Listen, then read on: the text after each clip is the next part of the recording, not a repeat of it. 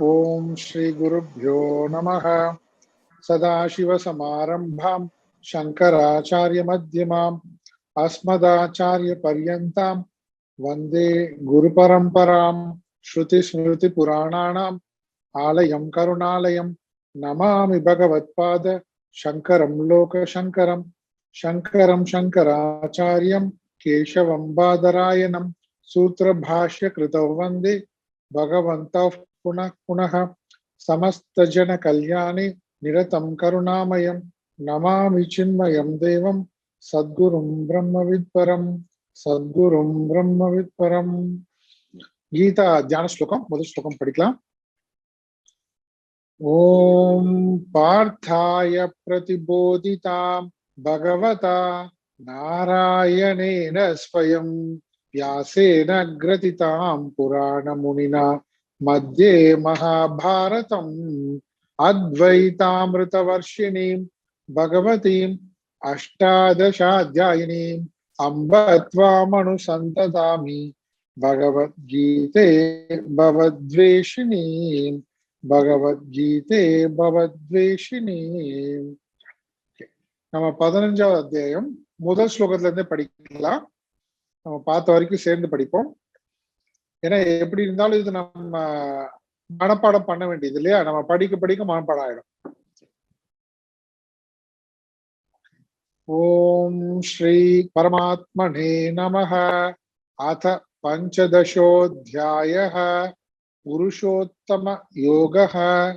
श्री भगवानुवाच ऊर्ध्वमूलमधः शाखम् अश्वत्थं प्राहुरव्ययम् छन्दांसि यस्य पर्णानि यस्तं वेद स वेदवित् अधश्चोर्ध्वं प्रसृतास्तस्य शाखाः गुणः प्रवृद्धा विषयप्रवालाः अधश्च मूलान्यनुसन्ततानि कर्मानुबन्धीनि मनुष्यलोके न रूपमस्येह ततोपलभ्यते नान्तो न चादिर्न च सम्प्रतिष्ठा अश्वत्थमेनं सुविरूढमूलम् असङ्गशस्त्रेण दृढेन छित्त्वा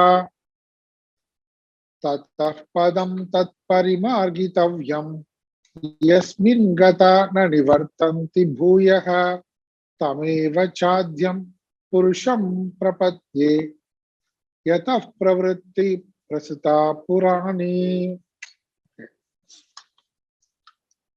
இந்த 15வது அத்தியாயத்துல ஒரு உருவகப்படுத்துறார் பகவான். நம்ம இது வரைக்கும் பார்த்துட்டு இருந்த விஷயத்த உருவப்படுத்துறார். இப்ப சில டைம் நம்மளே ஏதாவது ஒரு புரிய வைக்கணும்னா ஒரு சப்ஜெக்ட்ல ஒரு ஸ்டோரி சொல்லுவோம், கதை சொல்லுவோம், இல்லைன்னா உதாரணம் சொல்லுவோம் இல்லையா, ஒரு எக்ஸாம்பிள் சொல்லுவோம். அது மாதிரி இங்க என்ன பண்றாருன்னா மனசுல இன்னும் பதிய வைக்கிறதுக்கு 14வது அத்தியாயத்துல முக்குணங்கள் பத்தி சொல்லிட்டார். இந்த முக்குணங்களை கடந்தவன் யார்? குணாதீதன். அவனை பத்தி சொல்லியாச்சு. சரி, இப்ப இந்த முக்குணங்களை கடக்கணும்னு நமக்கு முதல்ல தோணணும்ல. இந்த முக்குணங்களை கடக்கணும், இந்த முக்குணங்கள் தான் நமக்கு பிரச்சனைனே முதல்ல நமக்கு தெரியணும். அத தெரியறதுக்கு இப்ப என்ன சொல்றாங்கன்னா, இப்ப எவ்வளவு பெரிய கஷ்டத்துல நம்ம சிக்கி இருக்கோம், அதுதான் சம்சார விருட்சம்னு சொல்றாங்க. அந்த மாதிரி ஒரு உருவப்படுத்துறாங்க. ஒரு விருட்சம்ன்றது இப்போ ஒரு காடு மாதிரி. ஒரு காடுல போய் நம்ம சிக்கிட்டோம், இல்ல ஒரு கடல்ல போய் நடு கடல்ல போய் சிக்கிட்டோம் புயல் சமயத்துல. அந்த மாதிரி இங்க ஒரு மரமே அந்த அளவுக்கு ஒரு மரமாக உருவப்படுத்துறார் சம்சாரத்தை. எப்படி ஒரு இருண்ட காடு, பயங்கரமான மிருகங்கள் இருக்கிற காட்டுல நம்ம மாட்டிட்டா நம்ம எப்படி அந்த காட்டுல இருந்து தப்பிக்க போறோம் அப்படின்ற ஒரே எண்ணம் மட்டும்தான் நமக்கு இருக்கும், வேற எதுவும் இருக்காது. நம்மளோட திங்கிங் ஃபுல்லா என்ன இருக்கும்? இந்த காட்டுல இருந்து எப்படி நம்ம தப்பிக்க போறோம். அதே மாதிரி இந்த கடல்ல போய் மாட்டிக்கிட்டோம்னா, அப்படி மாட்டிட்டவங்களுக்கு தெரியும் இல்லையா எப்படி நம்ம தப்பிக்க போறோம். வேற எந்த தாட்டுமே இருக்காது. அவங்களுடைய நோக்கம் முழுக்க முழுக்க முழுக்க இதுல இருந்து எப்படி நான் மீள போறேன். சரி, இந்த மாதிரி ஒரு எண்ணம் நமக்கு இப்ப வருதா? இந்த முக்குணங்கள்லாம் இப்படி நம்ம மாட்டிருக்கோம், முக்குணங்கள்ல மாட்டிட்டு இருக்கோம், ராக துவேஷத்துல மாட்டிருக்கோம், வாசனைகள் நம்மள ஒவ்வொரு நிமிடமும் ஆட்டி படைக்கிறது, இப்படிலாம் சொன்னா நமக்கு ஏதாவது தோணுதா? அப்பா இப்படிலாம் தப்பிக்கணும் இதுல இருந்து. நம்ம என்ன நினைக்கிறோம், எப்படியாவது இதை அட்ஜஸ்ட் பண்ணி வாழ்ந்துடலாம். அப்படிதான் இங்க அட்ஜஸ்ட் பண்ணிட்டு அப்படியே இருந்துடலாம். அப்படியே இருக்க முடியாதுல்ல. அப்படி இருக்க முடியாது. மறுபடியும் நமக்கு பாப புண்ணியம், ராகத்வேஷம், பாப புண்ணியம், மறுபடியும் மரணம். இந்த மரணம் மறுபடியும் வேறொரு, அப்போ வந்து இது வந்து முடிவு இல்லை. இது அட்ஜஸ்ட் பண்ணி போலாம் அப்படின்னா தீர்வு கிடைச்சா அட்ஜஸ்ட் பண்ணி போலாம். இது தீர்வே கிடையாது. அப்ப என்ன பண்றது? இது இதுல இருந்து முழுவதுமாக விடுபடணும்ன்ற எண்ணம் நமக்கு வரணும். எப்படி ஒரு காட்டுல மாட்டிட்டு இருக்கிறவனுக்கு இந்த காட்டுல இருந்து தப்பிக்கணும் அப்படின்னு நமக்கு தோணும் ஒருத்தருக்கு மாட்டினவனுக்கு ஒரு பிரச்சனை. அது மாதிரி இந்த சம்சார வாழ்க்கை, இந்த சம்சார வாழ்க்கைன்றது ஒரு பர்டிகுலரா நம்மளை மட்டும் எடுத்துக்கூடாது. ஓ, என் குடும்பத்தை சொல்றாங்களோ, இவன் குடும்பத்தை சொல்றாங்களோ, அவன் குடும்பத்தை சொல்றாங்களோ, அப்படி இல்லை. இது ஒரு குறிப்பிட்ட ஒரு குடும்பத்தை பத்தின விஷயம் இல்லை. இது சம்சாரம்ன்றது. சம்சாரம் வந்து இந்த ஸ்டேட் ஆஃப் லிவிங். இப்ப நாம மனித பிறவி எடுத்து வாழ்ந்து கொண்டிருக்கிற அந்த நிலை, அந்த நிலையே பிரச்சனைன்னு சொல்றாங்க. அது உங்க குடும்பத்துல வந்து ஒற்றுமை இருந்தாலும் சரி, ஒற்றுமை இல்லைனாலும் சரி, ஒற்றுமையா நாங்க நல்லா தான் இருக்கோம். அதுவும் அதுவும் அது அது அப்படி அது சாட்டிஸ்ஃபை ஆயிடக்கூடாது. அது இல்ல சொல்யூஷன். இது புரியுதுங்களா என்ன சொல்ல வராங்க? நீங்க 15 சாப்டர்ல என்ன சொல்ல வராங்கன்னா, எல்லாமே கண்டியூசிவா இருக்கு. என் வாழ்க்கை நிம்மதியா வாழறதுக்கு கண்டியூசிவா இருக்கு. அது கிடையாது. அந்த கண்டியூசிவ்னஸும் பத்தாது சொல்றாங்க. அது இல்ல. அதனால இப்படியே இருந்துடலானா, நான் விரும்பினதெல்லாம் அடையலாம், நான் என்ன வேணாலும் சாதிக்க முடியும் அப்படின்னு இருக்கிறது கூட வந்து சொல்யூஷன் கிடையாது. அப்ப என்ன சொல்யூஷன்? இதுல இருந்து முழுவதுமாக நான் விடுபட வேண்டும். இந்த விடுபட வேண்டும்ன்ற எண்ணம் வந்து நாம எவ்வளவு கஷ்டத்துல இருக்கோம், எவ்வளவு சிக்கல்ல இருக்கோம்னு தெரிஞ்சாதான். அந்த சிக்கல்ன்றது இப்ப நம்ம இருக்கிற வாழ்க்கை, நம்ம குடும்பத்தை வச்சு சொல்லல இங்க. அது எப்பேற்பட்ட குடும்பமா இருந்தாலும், எப்படிப்பட்டதா இருந்தாலும் சரி, இந்த வாழ்க்கை முறையே, இந்த வாழ்க்கை நிலையே வந்து சம்சாரம், அனித்தியம், சுக துக்கங்கள் மாறிட்டே வரும். விருப்பு வெறுப்புகளோட தான் நம்ம வாழ்ந்து கொண்டு, அது நம்ம பூர்ணமான அமைதியோ ஆனந்தத்தையோ தராது. இந்த மாதிரியான எண்ணங்கள் நம்ம புரியுதா, இங்க நமக்கு ஏற்படுதா? அதுக்காக இது ஒரு பிரம்மாண்டமான ஒரு விருட்சம்னு சொல்றாங்க.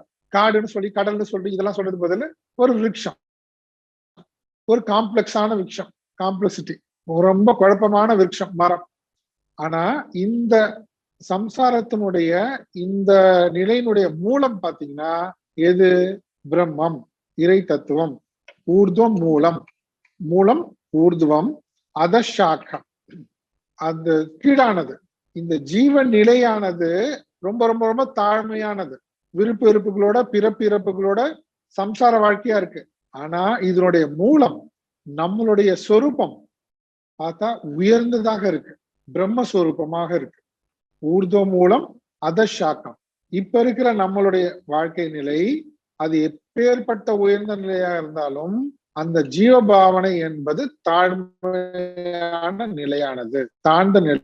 நம்மளுடைய உண்மை சொரூபம் உயர்ந்த நிலை, அது பிரம்மம், சாக்கைகள், கிளைகள். அதனால அந்த லிட்டரலா அப்படியே மரம் எடுத்துக்காம அதுல என்ன சொல்ல வராங்க அந்த விஷயத்த நம்ம புரிஞ்சுக்கிறோம்.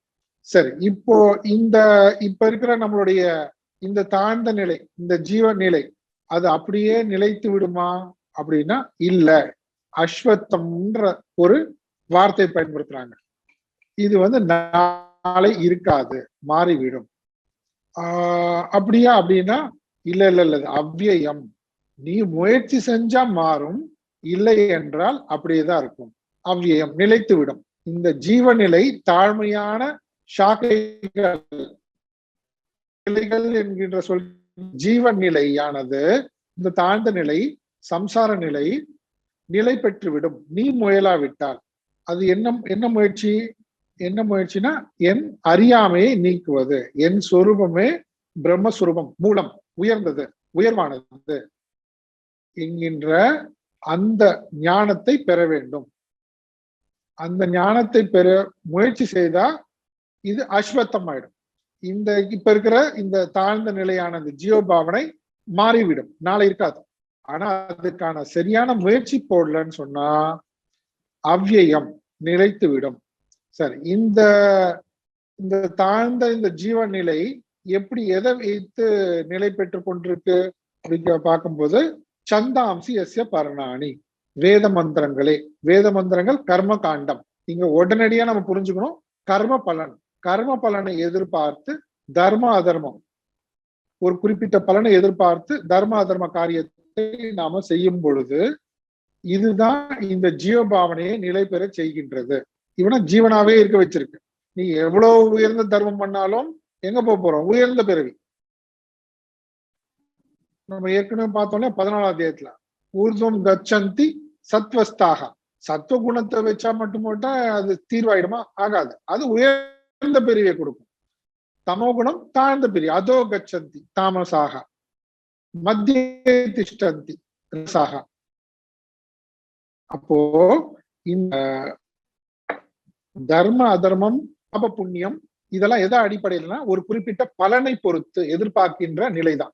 அதுதான் இந்த சம்சார ஜீவபாவனை வளர செய்கின்றது. சரி, இதை அறிந்தவன் அப்ப என்ன பண்ணோம்? இதை அறிந்தவன் வேதத்தை அறிந்தவன் ஆவான். அப்ப என்ன பண்ணோம்? இந்த ஜீவபாவனை நிலை பெற செய்கின்ற ஒரு பலனை எதிர்பார்த்து செய்கின்ற காரியத்தை விட வேண்டும். அப்ப நமக்கு அண்டர்ஸ்டுட் என்ன பண்ணோன்ட்டு சாதனை எடுத்த உடனே கர்ம யோகம் வந்துருது பாருங்க. கர்மயோகம் ஸ்டார்டிங் ஸ்டேஜ்ல. சரி, அந்த கர்மயோகத்தின் மூலமாக என்ன பண்ணலாம்? நமக்கு ஞான யோகத்திற்கான பக்குவம் ஏற்படுகின்றது.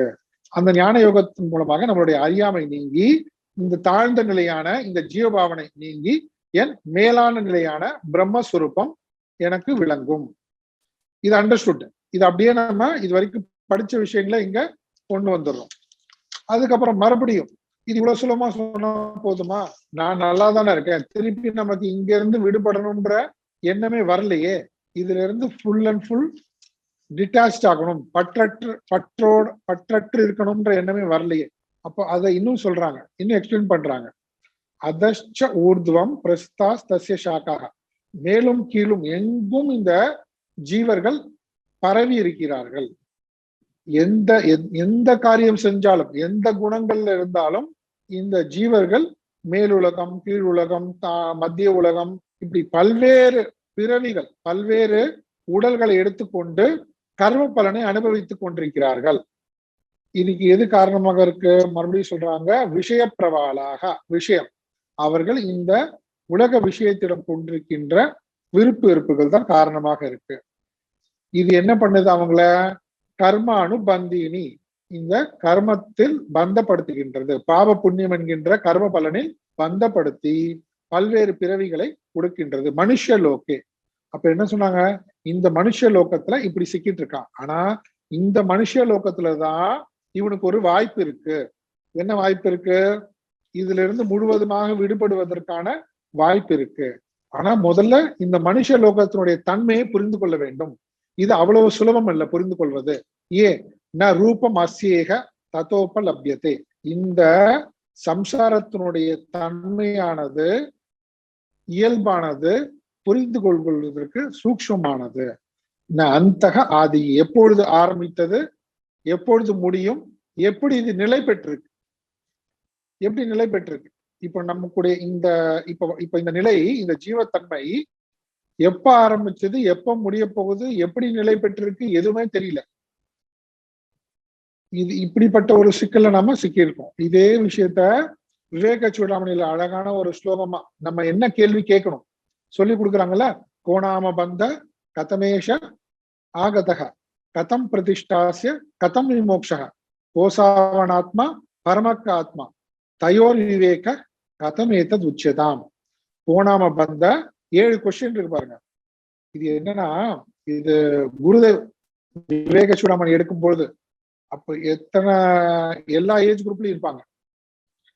இப்ப இருக்கிற மாதிரி 60+ மட்டுமே கிடையாது, இல்ல 40+ மட்டுமே கிடையாது, 30+, 20+ எல்லாமே இருப்பாங்க. ஒரு 500-1000 பேர் கூட இருப்பாங்க. அத்தனை பேரையும் இந்த ஸ்லோகத்தை மனப்பாடம் பண்ண சொன்னாரு. மனப்பாடம் பண்ணி சொல்லணும். அந்த விவேக சூடாமணி வீடியோ பார்த்தா தெரியும். நெக்ஸ்ட் டே யாரை கேட்பாங்களோன்னு பயமா இருக்கும் அவருக்கு, எல்லாருக்கும் இல்லையா. குருதேவே டைரக்டா கேட்கிறாரு. அப்ப எல்லாரும் குரூப்பா சொல்லுவாங்க. இந்த ஸ்லோகத்தை மனப்பாடம் பண்ணி சொல்லுவாங்க. அந்த வீடியோவும் நாங்க பார்த்தோம். கோர்ஸ் அப்ப விவேக சூடாமணி வீடியோ பார்த்தோம். எங்களையும் மனப்பாடம் பண்ண சொல்லிட்டாங்க. 20 வருஷம் மனப்பாடம் முன்னாடி பண்ணது இப்ப பண்ணது இல்ல, அதனாலதான் ஞாபகம் இருக்கும்.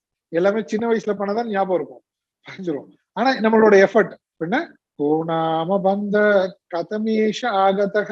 கோணாம பந்தம் என்றால் என்ன, கதமேஷ ஆகதக, கதம் பிரதிஷ்டாசிய, எப்படி இது நிலை பெற்றிருக்கு. ஃபர்ஸ்ட் நிலை பெற்றிருக்கு நமக்கு தெரியுதா அப்படின்னா, நம்ம சம்சாரத்துல மாட்டிருக்கோம் நமக்கு தெரியுதா.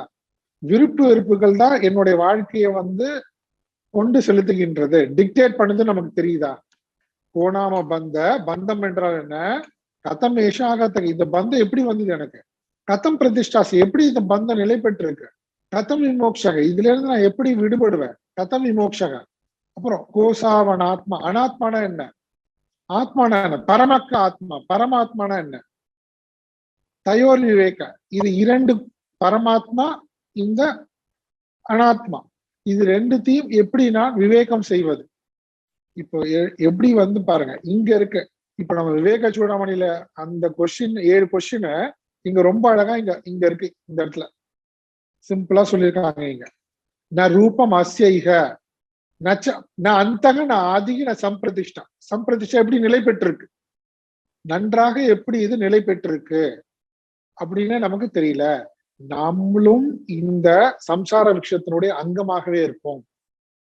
அப்போ எப்படி இதுல இருந்து விடுபடுவது, இல்ல வாழ்வது, எப்படி இங்க வாழ்வது. அஸ்வத்தமேனம் சுவிரூட மூலம், இந்த அஸ்வத்தம் சம்சாரமாகிய இந்த மரத்தை என்ன பண்ணும், சுவிரூட மூலம், மூலத்தோட வெட்டி விட வேண்டும், வெட்டி வீழ்த்த வேண்டும். எப்படி வெட்டி வீழ்த்துவது, எப்படி, இங்க எதை சொல்றோம் நம்ம, இந்த சம்சாரம்னு மற்ற மனிதர்களை, கூட வாழ்கிற மனிதர்கள் சொல்றோம்னா அவங்களை வெட்டி வீழ்த்துறதா, கிடையவே கிடையாது. என்னுடைய நான் வைத்திருக்கின்ற பற்று, அதுதான் நான் இந்த உலகத்தோடு வைத்திருக்கின்ற பற்று. உலகம்ன்றது எனக்கு என்னவோ அது எல்லாமே இன்க்ளூடட். அது எல்லா விஷயத்திலும் எல்லோரிடமும் நான் வைத்திருக்கின்ற பற்றுதான். அது அங்கம் என்கின்ற சஸ்திரத்தினால திடமாக வேண்டும். அசங்கம் வைராகியம் நம்ம பார்த்தோம். வைராகியம், ராகம், ராகம்னா பற்று, ராகம், ராக துவேஷம் சொல்றோம்ல, அந்த ராகம், இந்த உலகத்திலிருந்து எனக்கு இன்பம் கிடைக்கும், ஃபைனலா இதான் விஷயம், இதுக்கு பேர் ராகம். நம்ம எங்க பற்று வைப்போம்னா, இவங்க எனக்கு ரொம்ப பண்ணியிருப்பாங்க, அவங்க மேல எனக்கு ரொம்ப பற்று, அப்படி இருப்போமா இல்லையா. எந்த விஷயம் எதை எடுத்து நம்ம பார்ப்போமோ அங்க இருந்து சந்தோஷம் கிடைக்குதுன்னு நம்ம இமேஜின் பண்ணிருக்கோம். அது உண்மை இல்லை, அது இமேஜின் பண்ணிருக்கோம். அப்போ அந்த இமேஜின் பண்ணது பாருங்க எதன் அடிப்படையில இருக்கு, எனக்கு சந்தோஷம் வேணும். அப்ப எனக்கு சந்தோஷம் எங்க இருந்து கிடைக்கிறதா நான் கற்பனை பண்ணி வச்சிருக்கணும், அந்த இடத்துல அங்க எனக்கு பற்று இருக்கும். அப்போ எப்போ எனக்கு அந்த விஷயத்துல இருந்து, இப்ப பாருங்களேன், எனக்கு நான் சந்தோஷம்னு சொல்லும் பொழுது நான் ஏற்கனவே சில லிஸ்ட் வச்சிருப்பேன், அதுபடி மேட்ச் ஆயிட்டே இருக்கணும். என் பையன் எப்படி இருக்கணும், என் பொண்ணு எப்படி இருக்கணும், எங்க அம்மா எப்படி இருக்கணும், எங்க அப்பா எப்படி இருக்கணும், என் பேர் எப்படி இருக்கணும், பேத்தி இருக்கணும், இப்படி மேட்ச் ஆகிட்டே வருது. வெரி குட், எனக்கு சந்தோஷம் கொடுத்துட்டே இருக்காங்க. இவங்கெல்லாம் எனக்கு உயிர், இவங்க இல்லாம என்னால ஒண்ணுமே முடியாது, எனக்கு தூங்கி இருந்தா அவ்வளவுதான், எனக்கு இவங்கதான் அப்படின்ட்டு. ஆனா எப்ப மாறுது, நாம கற்பனை பண்ணி வச்சுட்டு, என்னோட செல்ஃபிஷ்ல இருந்து கற்பனை பண்ணி வச்சுட்டு ஒவ்வொன்னும் அதுக்கு ஆப்போசிட்டா மாறும்போது முடிஞ்சது இல்ல. அங்க என்ன கிடையாது, அது முதல்ல வச்சிருந்தது ராகம், இப்ப வச்சிருந்தது துவேஷம். அதே ராகமே துவேஷமா மாறுது. இங்க அன்பு இருந்ததுன்னா முதல்லயும் அன்பு இருக்கும், அவங்க எதுவும் நமக்கு செய்யாத போதும் அன்பு இருக்கும். இங்க என்ன வச்சது, நம்ம வச்சிருக்கிறது ராகம். அந்த ராகத்துக்கு அடிப்படை எனக்கு சந்தோஷம், யாருனால, இவங்கனாலெல்லாம் எனக்கு வேணும். இது எவ்வளவு சட்டிலான விஷயம் பாருங்க, சிம்பிளான விஷயமும் கூட, எளிமையான விஷயம், ஆனா சூக்ஷ்மா இருக்கு. அப்போ எங்க இருக்குன்னா ராக துவேஷம், விருப்பு வெறுப்பு, அது அதுதான் ராகம். அந்த ராகம்னா என்ன நம்ம பார்த்தோம். இப்போ எனக்கு சந்தோஷம் வேணும், இதுதான் ராகம். எனக்கு சந்தோஷம் வேணும்பா. அப்ப உனக்கு எதுலெல்லாம் உனக்கு வரணும்னு நினைக்கிறியோ அந்த இடத்தெல்லாம் நம்ம என்ன வச்சிருக்கோம், அன்பு செலுத்தல. அது இடத்தெல்லாம் நம்ம பற்று வச்சிருக்கோம். நான் பற்றிட்டேன், எனக்கு இது வந்து சந்தோஷம் கொடுக்குது, இதை விட்டுறக்கூடாது, இதை விட்டுறக்கூடாது, என் கண்ட்ரோல் வச்சிருக்கணும். கடைசி வரைக்கும் இதுகிட்ட இருந்து நானு எதை கறந்துட்டே இருக்கணும், சந்தோஷத்தை கறந்துட்டே இருக்கணும். இது பற்று. ஆனா நான் எனக்கு எந்த எதிர்பார்ப்பும் இல்லை, செல்ஃபிஷ்னஸே இல்லை, நான் தூய்மையா அன்பு தான் வச்சிருக்கேன். அந்த பொருட்களிடமிருந்து, அந்த சூழ்நிலையிலிருந்து, அந்த மனிதர்களிடமிருந்து எனக்கு அன்பு கிடைக்குது. அப்பவும் நான் அன்போட தான் இருப்பேன். அவங்க கிட்ட இருந்து எனக்கு அன்பு கிடைக்கல, அப்பவும் நம்ம அன்போட தான் இருப்போம். அவங்க நமக்கு எதிராக வேலை பார்க்கறாங்க, என்ன தாக்குறாங்க, அப்பவும் அன்போட இருப்போம்.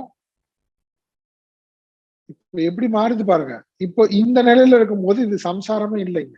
அப்ப இந்த பற்றே கிடையாது. அசங்க சஸ்திரேன. அப்ப இந்த பற்ற விடுன்னா என்ன சொல்றாங்க பாருங்க, இந்த உலகத்துல எனக்கு இன்பம் கிடைக்கும், எனக்கு இன்பம் வேண்டும் என்கின்ற இந்த கற்பனையான விஷயத்த முதல்ல வெட்டி எறி. சுயநலத்தோட இருக்காத. இது நம்ம எந்த புராணத்தை எடுத்தாலும் இது ஈஸியா புரிஞ்சிடும். இப்ப நம்ம பார்த்த விஷயம், அடடா இதானா அப்படின்னு. ஆனா நம்ம கதையை தனியா பார்ப்போம். அந்த கதையில எதெல்லாம் தெரிஞ்சுக்க வேண்டாமோ அதுக்கு பின்னாடி விவாதம் பண்ணுவோம். இங்க பிலாசபி தனியா பார்ப்போம். இந்த பிலாசபி வந்து இதெல்லாம் ஒத்து வராது அப்படின்னு பிராக்டிக்கல். ஆனா பாத்தீங்கன்னா பிராக்டிக்கலா வாழ்ந்து காமிச்சது தானே வரலாறு. மாத்தி மாத்தி பிரிச்சுட்டு இதெல்லாம் நமக்கு ஒத்து வராது அப்படின்னு. ராமர் வந்து கல்யாணம் பண்ணிட்டார், அவரு குடும்பஸ்தர் தாங்க. அவர் என்ன பண்றாரு, அவரு நீ இந்த அரசாட்சியை ஏற்றுக்கொள்ளுன்னு சொல்லும் பொழுதும் ஏற்றுக்கொண்டார். எப்படி, இது எனக்கு கொடுக்கப்பட்ட கடமை, உனக்கு அரசாட்சி கிடையாது, நீ காட்டுக்கு போ. அப்போ என்ன சொல்றாரு, தாய் தந்தை சொல்கின்றபடி கேட்டு நடப்பது என்னுடைய கடமை. இவருடைய அன்பு மாறவே இல்லை. அவங்க சொத்து கொடுக்கும் போதும் அதே அன்போட இருந்தாரு. சொத்தை பிடிக்கிட்டு காட்டுக்கு விரட்டும் போதும் தசரதன் மேலேயோ கைகை மேலேயோ யாரு மேலேயுமே ராமர் வந்து வெறுக்கல, ராமர் கோவப்படல, ராமர் வெறுத்து ஒதுக்கல. பரதனையோ சத்ருகுணனையோ ராமர் என்ன பண்ணல, வெறுத்து ஒதுக்கல. பாருங்க, பற்றற்ற தன்மை தெரியும். நம்ம பற்றற்ற தன்மை நினைச்சிருக்கோம், பற்றற்ற தன்மையை போய் செல்ஃபிஷ்னஸ் நடத்திருக்கோம். பற்றற்று இருப்பாரு ஒரு குடும்பத்துல. பற்றற்று இருந்தா சந்தோஷமா இருக்கலாம், சுயநலத்தோட இருந்தாதான் கஷ்டம். பற்றற்று இருத்தல் என்பது தூய்மையான அன்போடு இருத்தல் அர்த்தம். ஏன்னா பற்றற்று வைராகியம்ன்றதுலாம் நமக்கு நெகட்டிவாவே புரிஞ்சு வச்சிருக்கோம். இந்த வைராகியம் பற்று இதெல்லாம் என்னன்னு கேட்டா, நான் எந்த விதமான கண்டிஷனும் இல்லாம எதிர்பார்ப்பும் இல்லாம இந்த உலகத்துல இருந்து எதையுமே எதிர்பார்க்காம இருக்கக்கூடிய நிலைதான் பற்றற்று இருத்தல். அதனால நான் கடமையே செய்ய மாட்டேன்னு அர்த்தம் கிடையாது. கடமையை செய்து கொண்டிருக்கும் பொழுதும் எல்லாரோடையும் இருக்கும் பொழுதும் நான் பற்றற்று இருக்கின்ற நிலை, அதான் அசங்க சஸ்திரம். அசங்கம் என்கின்ற சஸ்திரம். இந்த பற்று தான் வந்து சம்சாரம், இந்த பற்று தான் வந்து சம்சார விருட்சம், இந்த பற்று தான் பந்தம். இங்க எந்த மனிதர்களையும் குறை சொல்ல பாருங்க, எந்த மனிதர்களையும் குறை சொல்ல, இல்லறம் குறை சொல்லல, துறவரம் குறை சொல்லல, பிரம்மச்சரியாசும் குறை சொல்லல, வானப்பிசு குறை சொல்லல, எதுவுமே குறை சொல்லல. நம்ம எப்படி ரிலேஷன்ஷிப் வச்சிருக்கோம் அந்த உலகத்தோட, பற்றோட வச்சிருக்கோமா, பற்று இல்லாம இருக்கோமா? அதனால அப்ப பற்றுனா என்னென்னமோ மறந்துடக்கூடாது. பற்றுனா என்னது, எந்த எதிர்பார்ப்பும் இல்லாமல் இந்த உலகத்துல இருந்து எனக்கு இன்பம் வேண்டும், அது யார்கிட்ட இருந்து வேணாலும் இருக்கலாம். இந்த எண்ணத்தோட நாம இருக்குந்தா இது சம்சாரம். இந்த எண்ணத்தை விட்டுட்டா அந்த சம்சார விருட்சத்தை நாம வெட்டிட்டோம்னு அர்த்தம். இந்த சம்சார விருட்சத்தை நாம வெட்டிட்டோம். அசங்க சாஸ்திரேன திருடேன சித்வா. அதுக்கப்புறம் என்ன, இந்த உலகத்துல இருந்து எனக்கு இது வேண்டாம், இது எனக்கு இது எதிர்பார்க்கறது தப்பு, இங்க கிடைக்காது, எனக்கு வேண்டியது நித்திய ஆனந்தம், பூர்ண ஆனந்தம். இங்க வச்சிருக்கிறதெல்லாம் வந்து என்னோட சுயநலத்துக்கு எனக்கு தேவையான பிளஷர்ஸ். இதுதான் எனக்கு இங்க இருந்து கிடைச்சிட்டு இருக்கு. இது வந்து எப்ப வேணாலும் எப்படி வேணாலும் மாறிட்டே இருக்கும். அப்படி மாறுதலுக்கு உட்பட்ட அனித்தியமாக இருக்கிறது இதுதான் எனக்கு சம்சாரத்துக்கு காரணம், இது எனக்கு வேண்டாம் இப்படின்னு முடிவு பண்ண பின்னாடி அசங்க சஸ்திரேன திடேன சித்வா. இப்ப என்ன பண்ணிட்டோம் நம்ம, இந்த உலகத்துல இருக்கும் பொழுதே இந்த உலகத்துக்கும் நமக்குமான பற்ற கட் பண்ணிட்டோம். அன்ப இல்ல, குடும்ப நபர்களை கிடையாது, அவங்க கிட்ட உள்ள உறவை கிடையாது. இது ஒழுங்கா புரிஞ்சுக்கணும். நம்மளுடைய சுயநல எண்ணத்தை விட்டுட்டோம். நம்மளுடைய சுயநல எண்ணத்தை விட்டுட்டோம். மத்தவங்கள போய் சொல்லக்கூடாது, இது மத்தவங்களுக்கே கிடையாது, இது நமக்கு, நம்ம அப்ளை பண்ணிக்கிறது. அவங்கள குறை சொல்லிட்டு கூடாது. இது நம்ம சைட்ல இருந்து நம்ம பண்ண வேண்டியது. ஓகே, இப்ப அடுத்து என்ன பண்ணோம்? இப்படி விட்ட பின்னாடி, இந்த பற்ற விட்ட பின்னாடி எனக்கு எது வேணும்? எனக்கு நித்தியம், பூர்ணம், இன்ஃபினிட், எல்லையற்ற ஆனந்தம், அதான வேணும். ததப்பதம், அதன் பிறகு, எதன் பிறகு?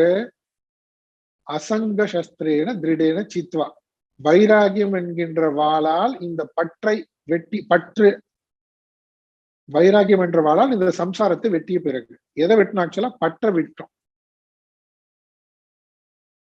வைராகியம் என்கின்ற வாளால் இந்த சம்சார விருட்சத்தை வெட்டுவதுன்னா என்ன அர்த்தம்?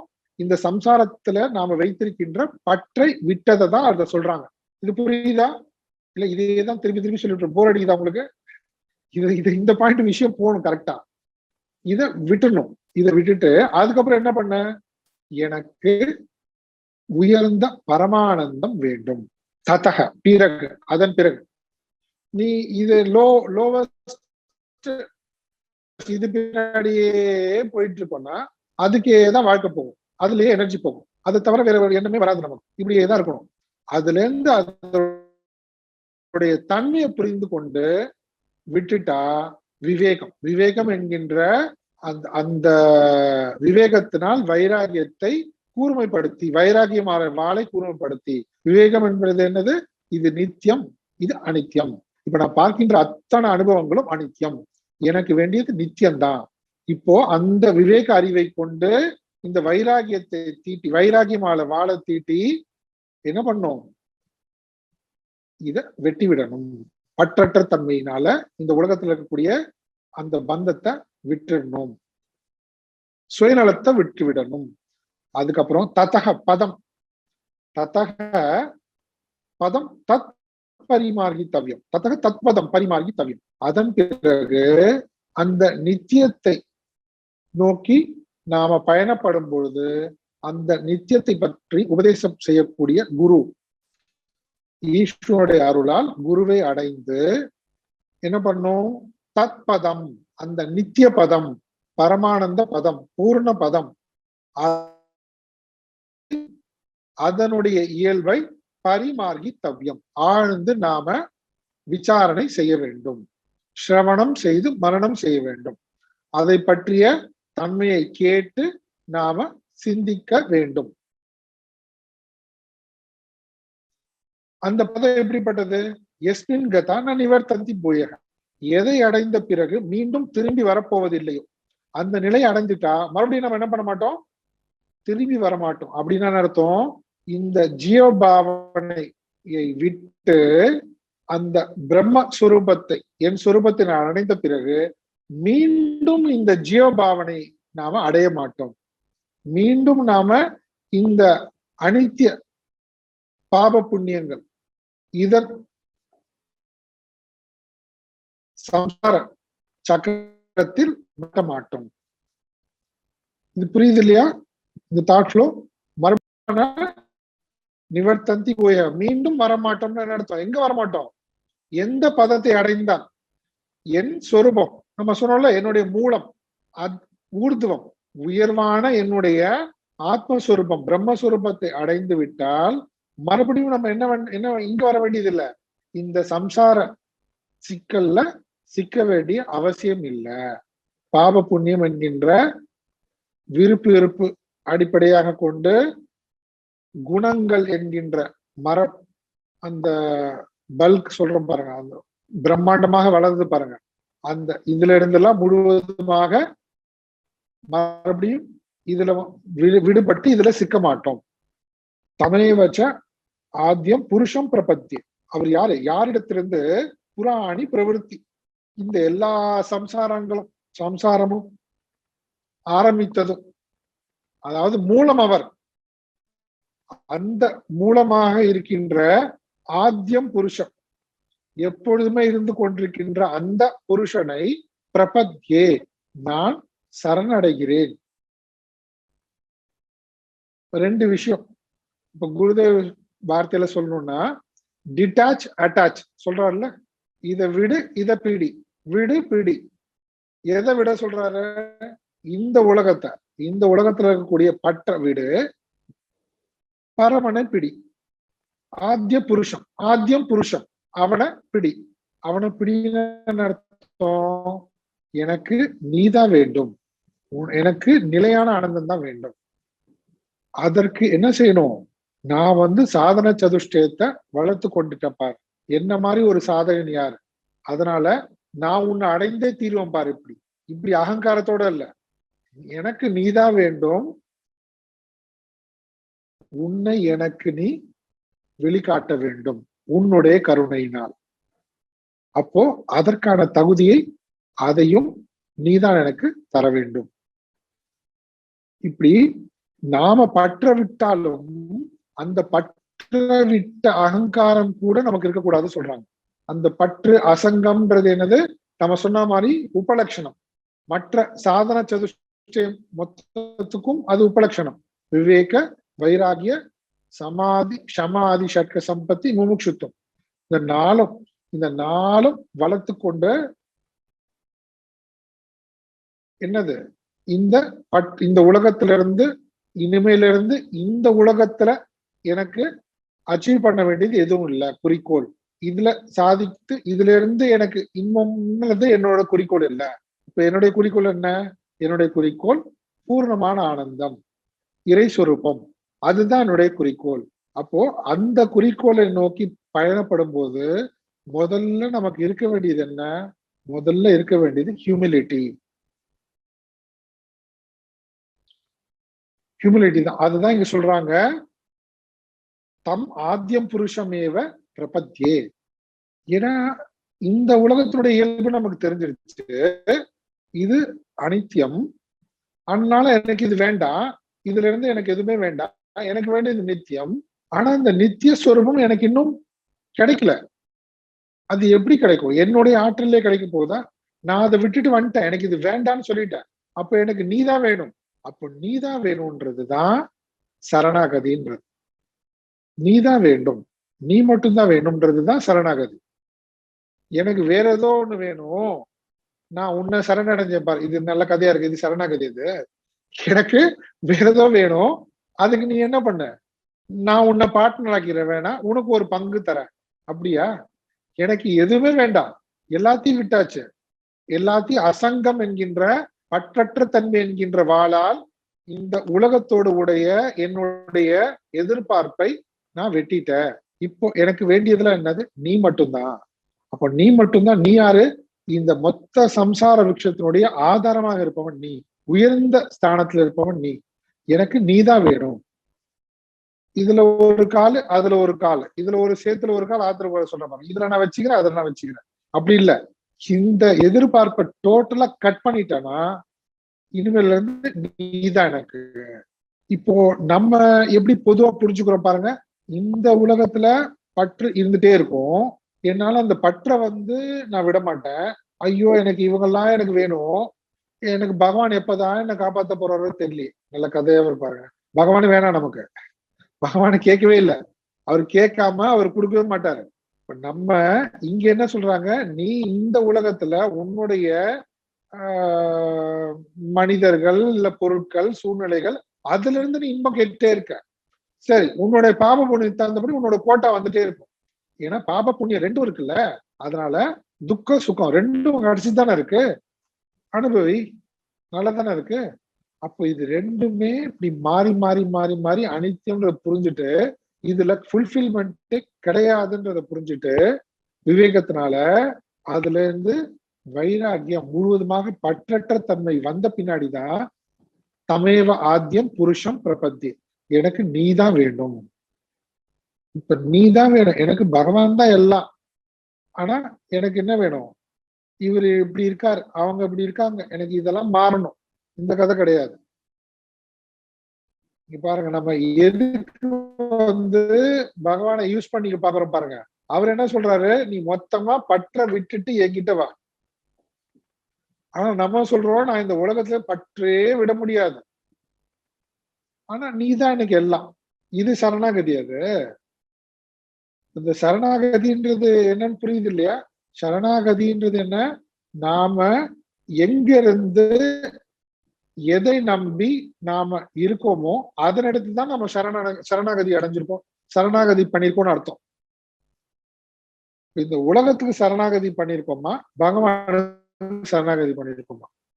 இந்த உலகத்துல இருந்து பற்ற விட்டுட்டா பகவான் நீதான் எனக்கு எல்லாம்னா அது சரணாகதி. அப்போ உன்னுடைய பூர்ணமான ஆனந்த சுரூபத்தை நீதான் எனக்கு வெளிப்படுத்த வேண்டும், இது அண்டர்ஸ்டுட். ஏன், நான் அதை விட்டுட்டு வந்துட்டேன். அதை விட்டுட்டு வந்துட்டேன்னு அர்த்தம், அதுல இருக்கக்கூடிய பற்ற நான் விட்டுட்டேன். எனக்கு இனிமே நீதான் நீதான் வேணும். இந்த ஆட்டிடியூட் இடமான இல்லையா சொல்றாங்க சரணாகதி பிரபத்தியன்னு சொல்லிட்டு. தம் ஆத்தியம் புருஷமேவ ச பிரபத்தியே. இந்த எஸ்மின் கதா, இந்த நிலை, எந்த நிலையை அடைந்தால் மீண்டும் வரமாட்டோமோ அந்த ஆதி புருஷனை, அவனை நான் சரணடைகின்றேன். அப்படின்னு அர்த்தம், இதுல இருந்து பற்ற விட்டுட்டேன், இதுல இருந்து பற்ற விட்டுட்டு எனக்கு நீதான் வேண்டும் என்கின்ற ஒரே குறிக்கோளோட இருக்கின்றேன். இந்த ஒரே குறிக்கோளோட நீதான் வேண்டும் என்று இருக்கிறேன்னு சொல்றோம் இல்லையா, இது சொல்றது இல்லை, இப்படி இருக்கு இல்லையா நிலைமை, இந்த நிலைதான் பிரபத்தியே, சரணாகதி.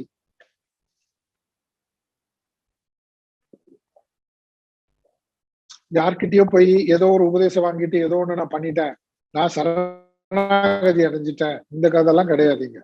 நம்ம நிலைமையில இன்னொருத்தர் நமக்காக என்ன பண்ண முடியாது, இவரு சரணாகதி அடைஞ்சா லெட்டர் எல்லாம் கொடுக்க முடியாது, இல்ல ரெக்கமெண்டேஷன் எல்லாம் பண்ண முடியாது. இது நமக்கு நாமளே, நான் நாளைக்கே சரணாகதி அடைஞ்சிட போறேன் பாரு, இதெல்லாம் எனக்கு வேண்டாம் அப்படின்னு பண்ண முடியாது.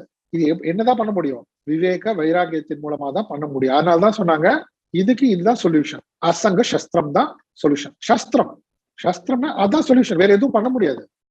அப்ப பற்றற்ற தன்மை தான் இந்த உலகத்திலிருந்து டிபெண்டா இருக்கிறதுல இருந்து விடுபடுவதற்கான வழி.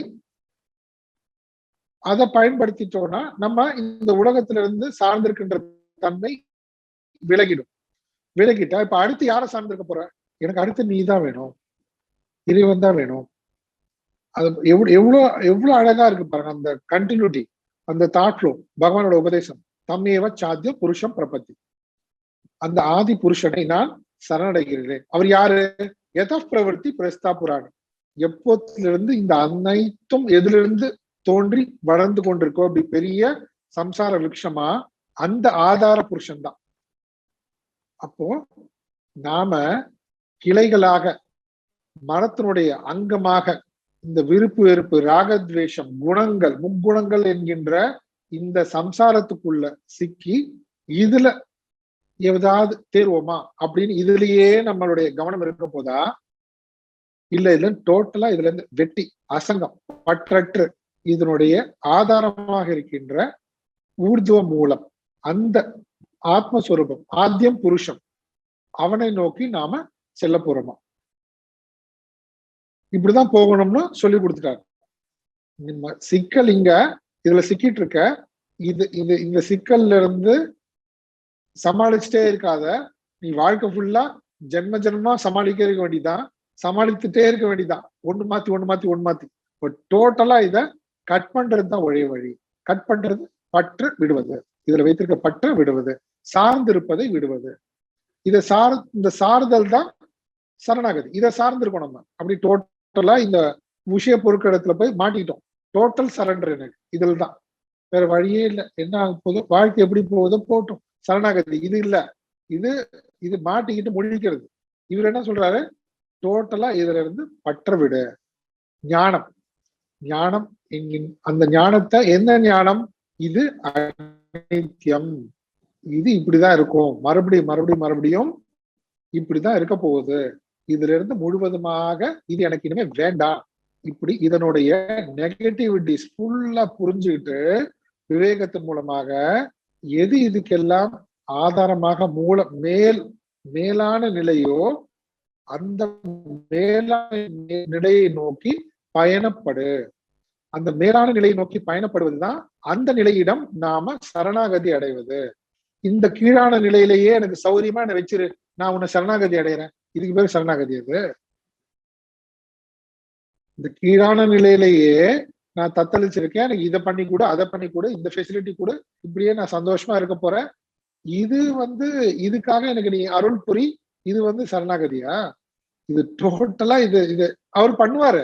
இந்த விளையாட்டும் அவர் ஓகே தானே, அந்த விளையாட்டு நான் பண்ணிட்டு தான் இருக்கேன்னாரு. முன்னாடி சொன்னார்ல, நான் தான் பண்றேன், அதெல்லாம் நான் தான் அருள் கொடுக்குறேன்.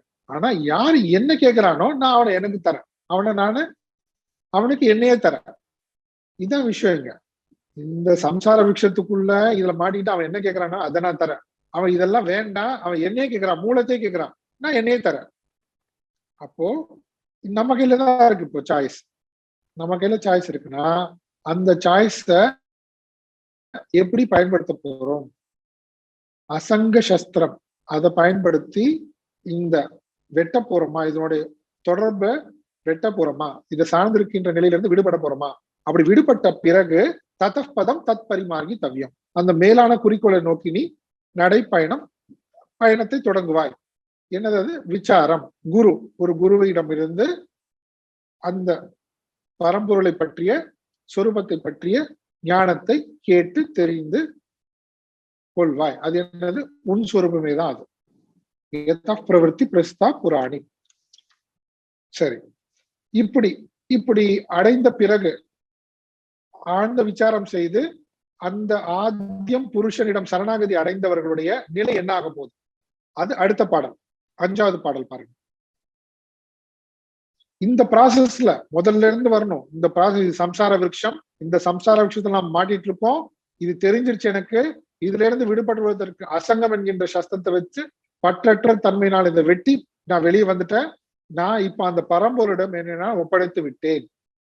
அப்படின்னா குரு மூலமாக குருவிடம் சென்று நான் அவருடைய உபதேசத்தின்படி நான் வாழ்கின்றேன், அந்த குறிக்கோளை நோக்கி போறேன்.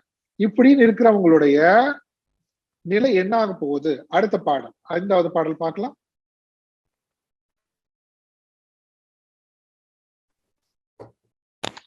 நிர்மாண மோகாஜித சங்க தோஷாஹ, நிர்மாண மோகாஜித சங்க தோஷாஹ, நிர்மாண மோகாஜித சங்க தோஷாஹ, நிர்மாண மோகாஜித சங்க தோஷாஹ, அத்யாத்ம நித்யா வினிவிருத்த காமாஹ, அத்யாத்ம நித்யா வினிவிருத்த காமாஹ, அத்யாத்ம நித்யா வினிவிருத்த காமாஹ, அத்யாத்ம நித்யா வினிவிருத்த காமாஹ, द्वन्द्वैर्विमुक्ता द्वन्द्वैर्विमुक्ता सुख दुःख संज्ञैः, द्वन्द्वैर्विमुक्ता सुख दुःख संज्ञैः, द्वन्द्वैर्विमुक्ता सुख दुःख संज्ञैः, द्वन्द्वैर्विमुक्ता सुख दुःख संज्ञैः, गच्छन्त्यमूढाः पदमव्ययं तत्,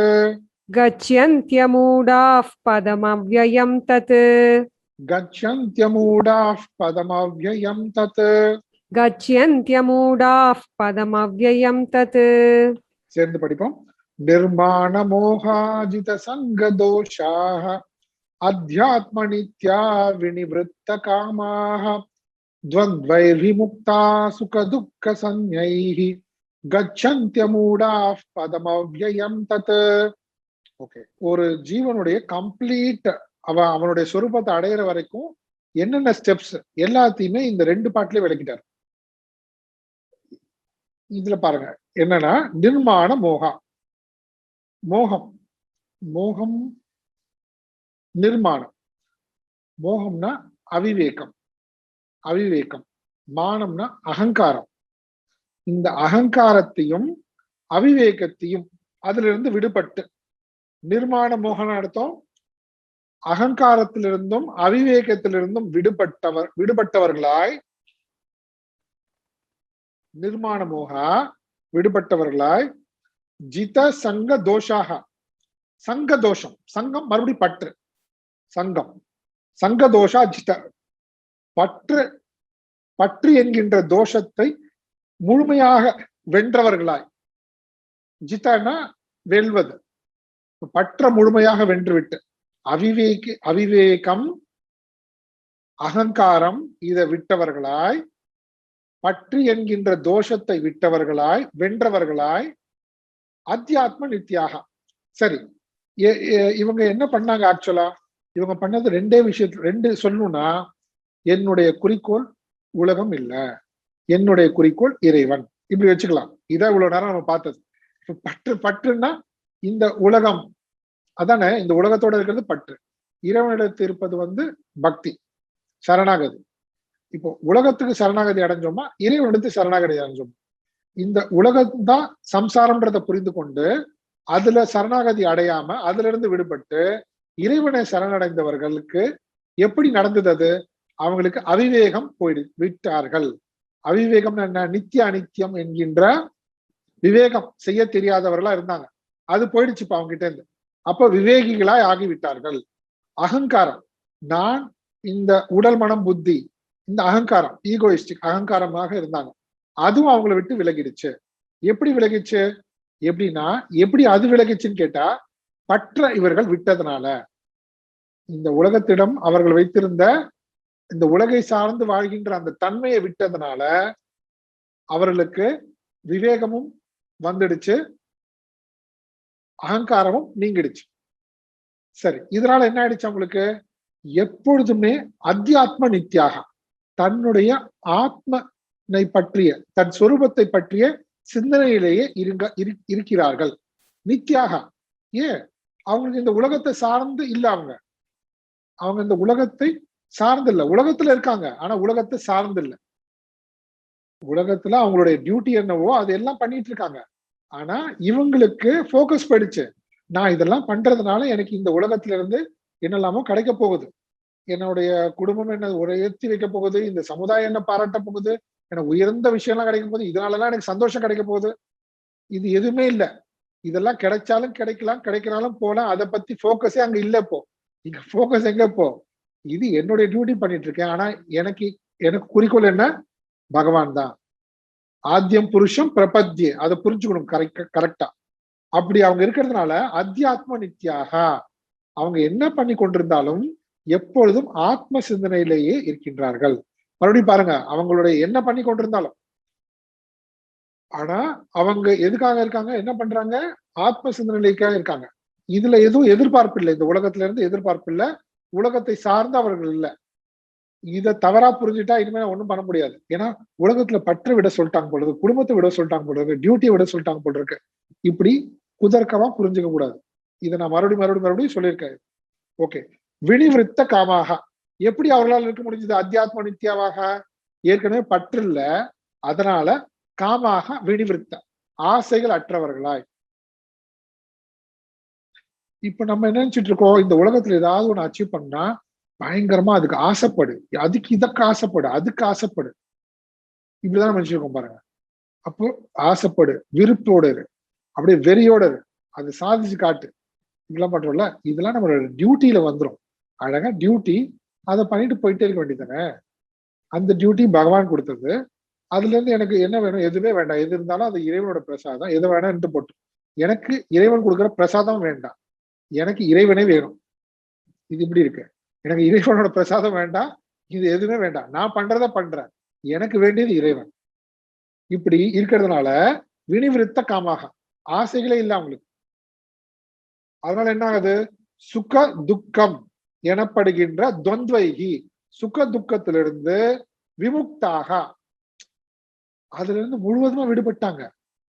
இல்லைன்னா ஒண்ணு சுகத்துல சிக்கிக்குவோம், இல்லைன்னா துக்கத்துல போய் சிக்கிக்குவோம். சுகத்துல சிக்கிட்டாலும் அது துக்கம்தான்.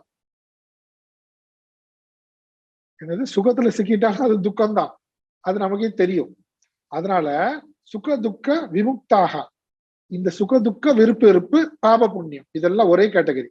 விமுக்தாக இவங்க இப்படி இதுல இருந்து முழுவதுமாக விடுபட்டவர்களாக, அமூடாக மூடத்தன்மையிலிருந்து விடுபட்டவர்களாய், மோகத்திலிருந்து, நிர்மாண மோகான்னு சொன்னாரு, இங்க அமூடாகான்னு சொல்றாங்க. மோகத்திலிருந்து விடுபட்டவர்களாய், மயக்கத்திலிருந்து விடுபட்டவர்களாய், தத் அவ்வியம் பதம் கச்சந்தி, அந்த அவ்வியம் பதம் அழிவில்லாத பதத்தை, சொரூபத்தை, இங்க பதம் அவ்வியம் பதம் சொரூபத்தை, எங்கேயோ எங்கேயோ போய் வேறொரு உலகத்துல போய் அப்படியே ஜோதி போய் அப்படி கலந்துக்கும் அப்படிலாம் அர்த்தம் கிடையாது. ஏதோ ஒரு விக்கிரகத்துல போய் கலந்துக்கும் அப்படி அர்த்தம் கிடையாது. அவ்வியம் பதம் அழிவில்லாத தன் சொரூபத்தை அவன் அடைகிறான். கச்சந்தி அவ்வளவுதான், முடிஞ்சிருச்சு. அடைகிறார்கள். யாரு யார் அடைகிறார்கள்? அசங்க சஸ்திரேன திருடேன சித்வா தத பதம் பரிமார்கிதவ்யம் யஸ்மின் கதான நிவர்த்தந்தி பூயக தமேவ ஆத்யம் புருஷம் பிரபத்தி. உங்களுக்கு கண்டினியூட்டி புரியுதா? அப்போ இந்த சம்சாரமாகிய இந்த விருட்சத்தை தன்னுடைய பற்றற்ற தன்மையிலிருந்து ஆகிய வாளால் வெட்டி விட்டு இறைவனையே குறிக்கோளாக குருவை அடைந்து அந்த குருவிடமிருந்து மாகி தவ்யம் விசாரம் செய்து கேட்டு மரணம் செய்து அந்த புருஷனிடம் சரணாகதி அடைந்து, உன்னை நீதான் குறிக்கோள், உன்னை நீதான் வெளிப்படுத்த வேண்டும், உன் சொரூபத்தை நீ என் சொரூபமாகவே இருக்கின்றாய்னு குரு சொல்றாரு, சாஸ்திரம் சொல்லுது. ஆனா அதை நீதான் எனக்கு உணர்த்த வேண்டும்னு அதை குறிக்கோளாக வைத்துக்கொண்டு, அதே குறிக்கோளாக வைத்துக்கொண்டு வாழ்கின்றவர்கள், மோகத்திலிருந்து விடுபட்டவர்கள், பற்ற விட்டவர்கள், அத்தியாத்மனித்த அதை வேண்டுமே அதை மட்டுமே வேண்டும் என்கின்ற நிலைப்பாட்டிலேயே நிலை பெற்று விட்டவர்கள், ஆசையிலிருந்து விடுபட்டவர்கள், சுக துக்கம் என்கின்ற துவந்தத்திலிருந்து விடுபட்டவர்கள் அந்த அவ்வியம் பதத்தை அடைகிறார்கள். அந்த அவ்வியமான ஊர்துவ மூலம் தன் சொரூப பதத்தை, அவ்வியம் பதத்தை, அஸ்வத்த பதத்தை, அவ்விய பதத்தை அடைகிறார்கள். அந்த அவ்வியம்ன்றது இங்கேயும் வந்திருக்கு பாருங்க. அவ்வியம் பதம் அழிவில்லாத அந்த பதத்தை கச்சந்தி அமூடாக அடைகிறார்கள். எப்படி? அஞ்ஞானம் விலகி. அஞ்ஞானம் விலகின்னு எப்படி சொன்னாங்க? அமூடாக. அமூடாக அஞ்ஞானம் எப்படி விலகிடுச்சு? ஆசைகள் அற்றதனால், சுக துக்கத்திலிருந்து விடுபட்டதனால், சங்க தோஷத்திலிருந்து சங்க தோஷத்தை வென்றதனால், அவங்களுக்கு அவிவேகம் போய் விவேகம் வந்து வைராகியம் வந்ததனால். இது கம்ப்ளீட்டா மோட்சம், நம் சொரூபத்தை அடைவதற்கான விஷயம் முழுவதையும் இந்த 2 பாட்டுல சொல்லிட்டார் பகவான் கிருஷ்ணன்.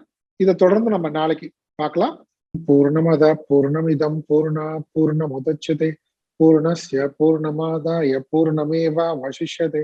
ஓம் சாந்தி சாந்தி சாந்தி. ஹரி ஓம் ஸ்ரீ குருப்யோ நமः.